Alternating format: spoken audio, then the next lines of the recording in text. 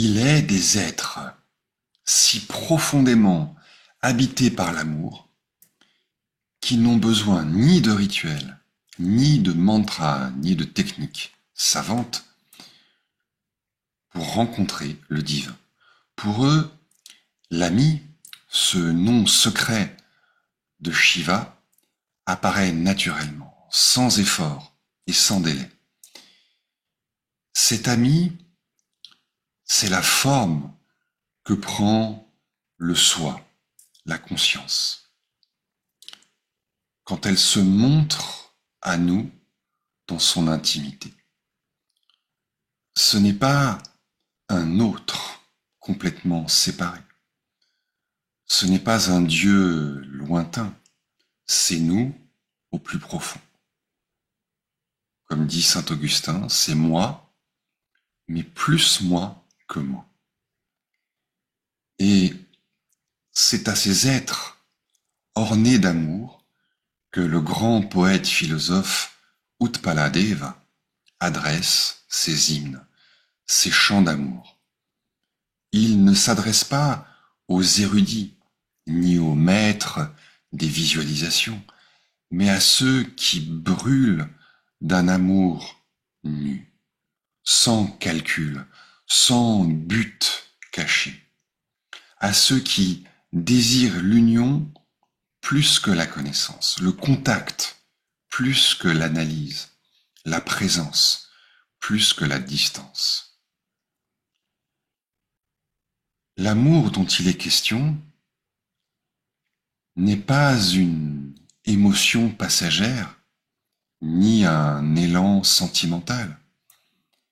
C'est une absorption, une fusion sans reste, une joie sans motif, comme si l'on plongeait dans la mer et que l'on devenait la mer. L'ami, Shiva, c'est-à-dire Dieu, se révèle alors non pas parce qu'on l'appelle, mais parce qu'on s'efface, parce que l'on cesse de vouloir, de chercher, de faire, parce que l'on devient transparent, libre, vaste, aimant. C'est cela la voie qu'Utpaladeva et ses disciples, comme Abhinavagupta et Kshemaraja, ont cherché à transmettre. Une voie dans laquelle le plus grand bien n'est pas un résultat, mais une saveur. La saveur d'être uni au divin dans une étreinte intérieure, silencieuse, spontanée.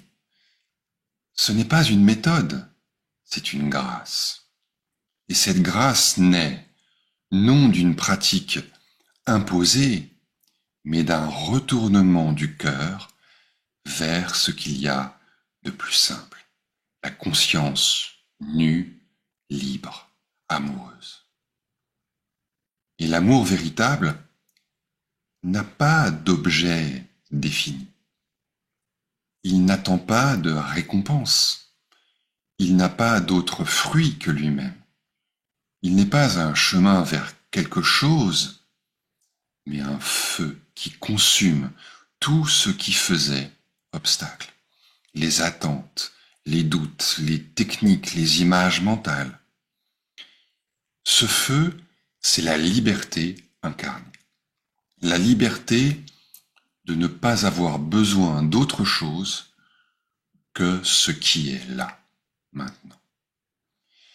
Dans cette tradition héritée des yoginis, ces êtres merveilleux, sources de connaissances, et transmises à travers les chants, les aphorismes et les silences, le corps n'est pas un ennemi.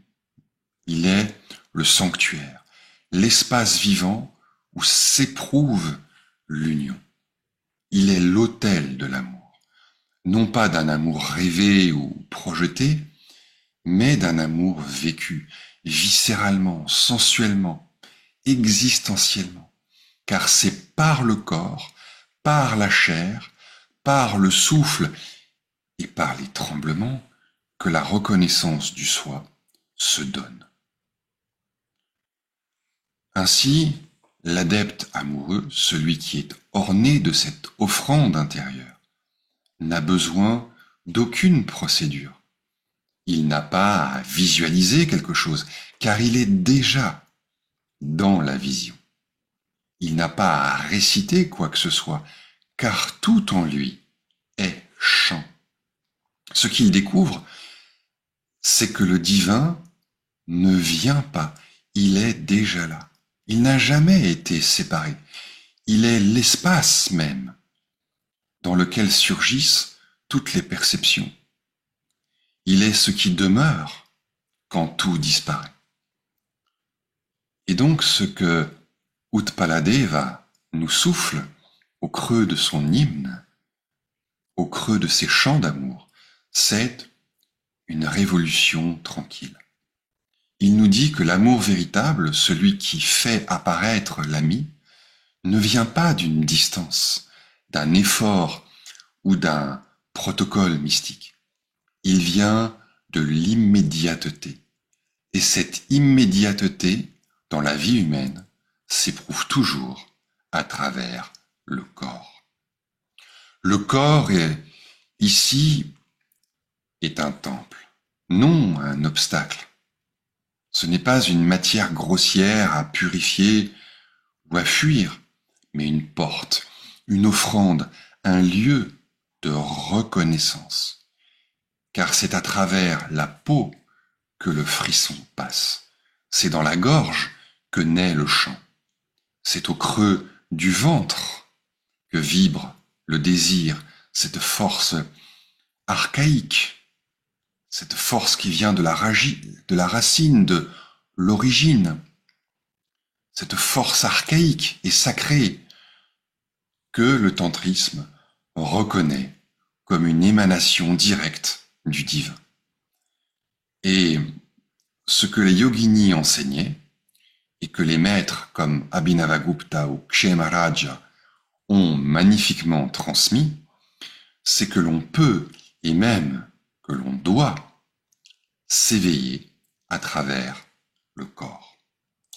Pas en le forçant, pas en le dressant, mais en l'écoutant, en le laissant devenir espace, en le laissant s'ouvrir, se détendre, se fondre dans la conscience qui le soutient. Dans l'expérience tantrique, le corps n'est pas séparé de la conscience. Il en est la forme visible, sensible, vivante. La conscience devient chair, souffle, peau, regard. Et l'union mystique avec l'ami se goûte d'abord ici, dans le plaisir d'un toucher, dans la chaleur d'une présence, dans la vibration d'une voix, dans la danse lente d'un souffle inspiré. Il ne s'agit donc pas d'un amour éthéré ou abstrait. L'amour dont parle Utpaladeva est un feu incarné, une jouissance profonde, une extase sans objet. Ce n'est pas l'amour pour un autre complètement séparé, mais l'amour de ce qui est, de ce frémissement d'être en train de se déployer. C'est pourquoi il dit que l'ami apparaît sans qu'il y ait besoin de visualisation ni de récitation. Le corps est déjà l'autel et la conscience est déjà la divinité. Rien n'est à construire, tout est à reconnaître.